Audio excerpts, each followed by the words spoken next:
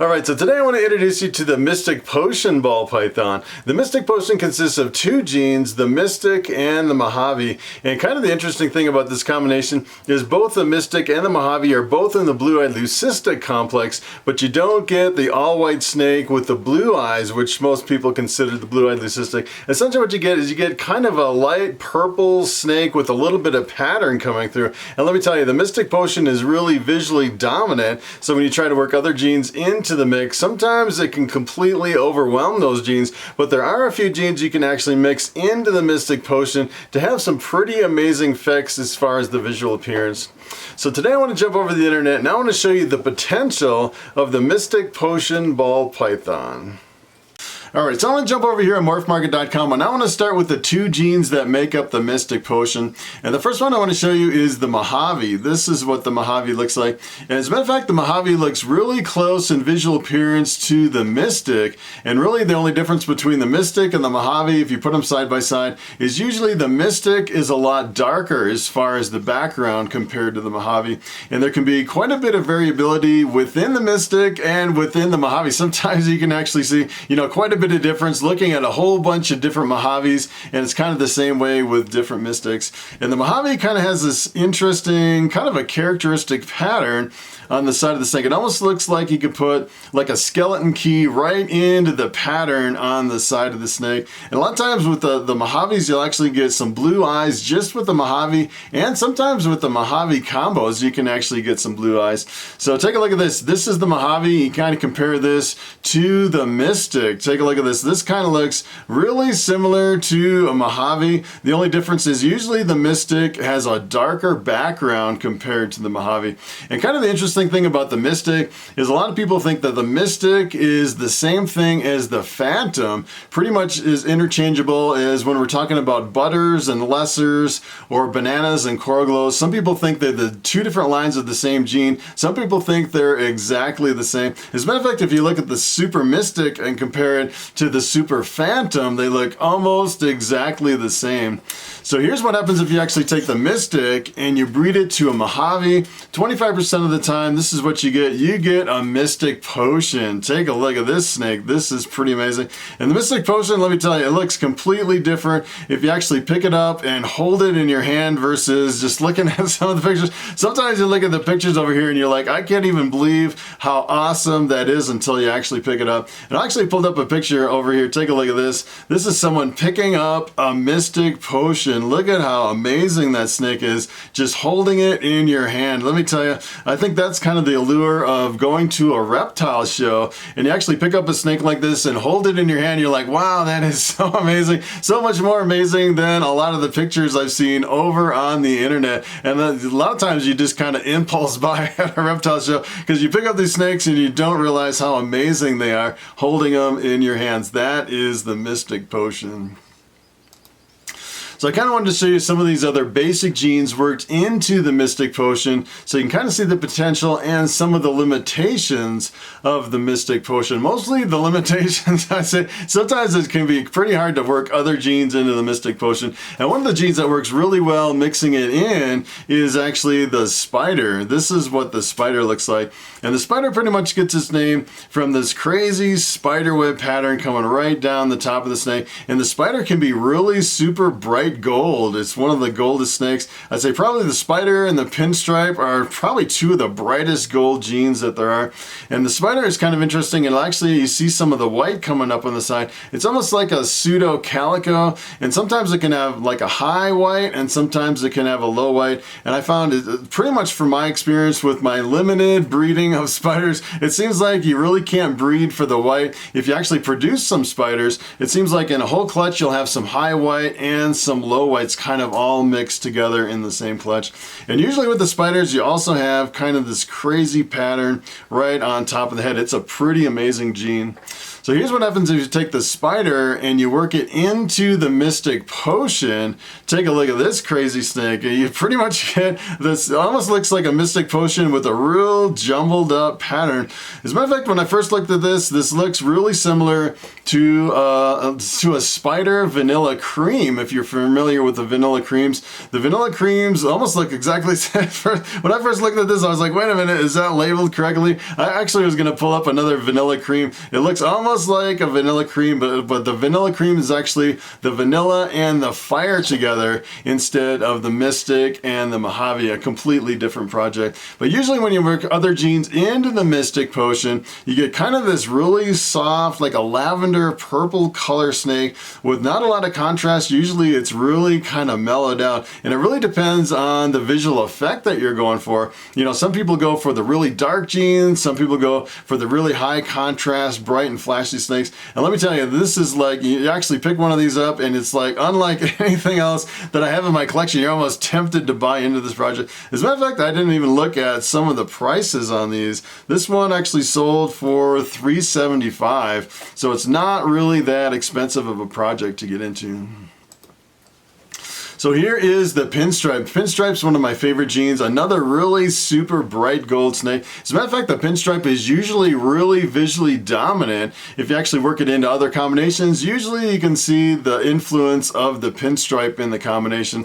And the Pinstripe has this really strong line right down the top of the snake with kind of little tiny pinstripes coming right down the sides. So here's what happens if you work Pinstripe into the Mystic Potion. Take a look at this. This is pretty amazing. The Mystic Potion actually dominates the Pinstripe, which is pretty amazing. That is a pretty strong visual dominance for the Mystic Potion.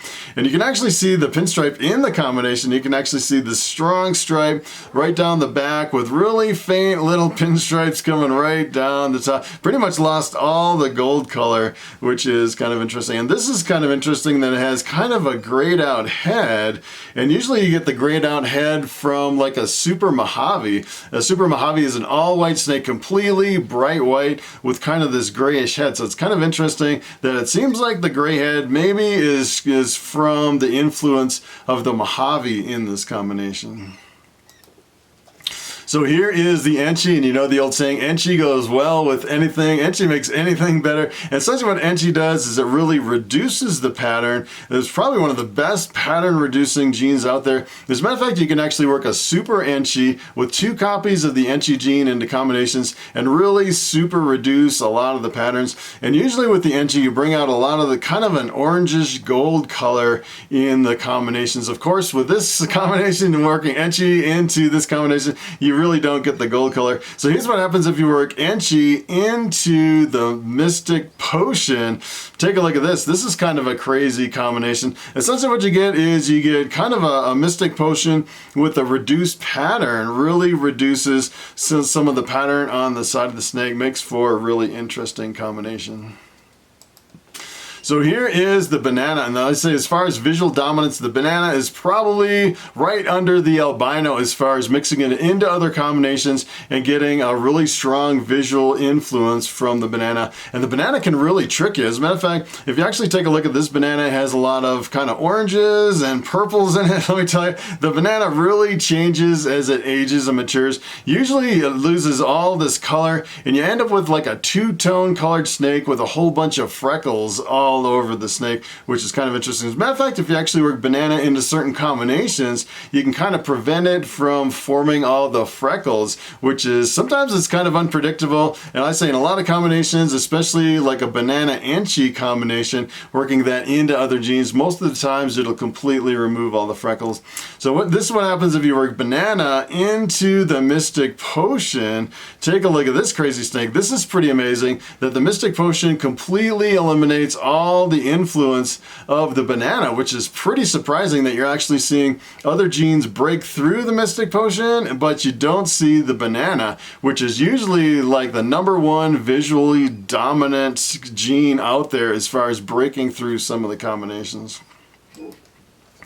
So here is the GHI. The GHI is actually a dark gene. When you mix it in with a lot of other combinations, it really darkens the background. And a lot of times the GHI will really scramble up the patterns in the combinations that you mix it with. It's really a pattern, I'd say it's not really pattern reducing like the Enchi. It's kind of really a pattern where it just kind of jumbles up the pattern. I'd say it's more of a pattern enhancement gene versus like a pattern reducing gene. And here's what happens if you write the GHI into the Mystic Potion. Potion. Take a look at this. This is pretty amazing that the DJI actually darkens the background of the Mystic Potion. It's kind of interesting. It almost seems kind of counterintuitive. You would think the banana would break through more and the DJI would break through less in this combination. It's kind of interesting how the visual dominance changes based on the combinations that you're actually working it into.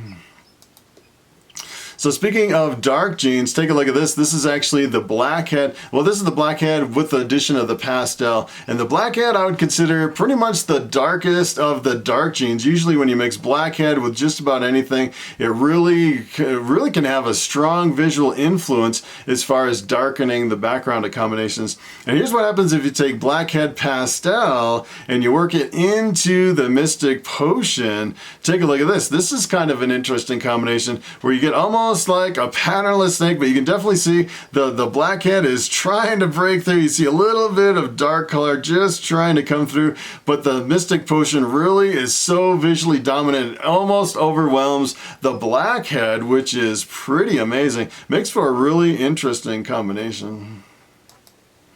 So this is the last one I wanted to show you. This is actually the Pied. The Pied is a recessive gene, so you need 2 copies of the Pied for a visual. And here's what happens if you work Pied into the Mystic Potion. Take a look at this. You actually get a completely white snake, which is pretty amazing that you actually eliminate all the color working Pied into it. And kind of the interesting thing is a lot of times when you mix different genes into the Pied that are in the blue-eyed leucistic, you'll actually get a Pied that is an all-white Pied with blue eyes, and it's kind of hard to tell on this one. I can't tell if it's blue. As a matter of fact, I actually have a lesser Pied in my collection, which is a completely white snake with blue eyes. Technically not a blue-eyed leucistic. It's a really high white. It's pretty much an all-white Pied, and the blue eyes are just kind of left over from one copy of the lesser gene, which is a really interesting combination.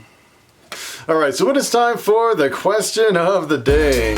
And Walter Talley asks, which ARS rodent system is the best one? And that is a very good question. As a matter of fact, I do have some ARS rodent racks here in my reptile room, but I'm not really affiliated with or associated with ARS, but I do like their rodent breeding systems.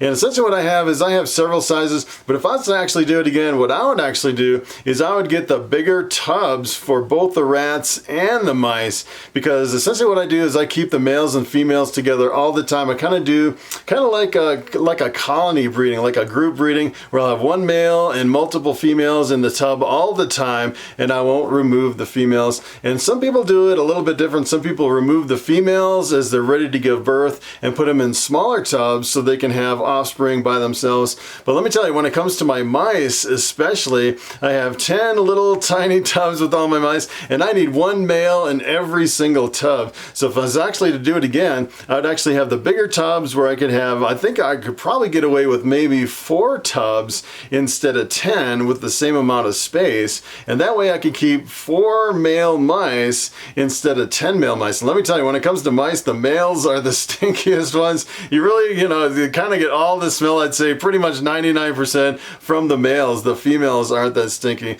And then with the rats, I'd say, I actually have some rats in the smaller tubs, but I really prefer the bigger tubs. I like to put 1 male and 2 females in a bigger tub instead of, moving the pregnant females into the smaller tubs to give birth. So that is pretty much it. Thanks for watching, and I will see you in the next video.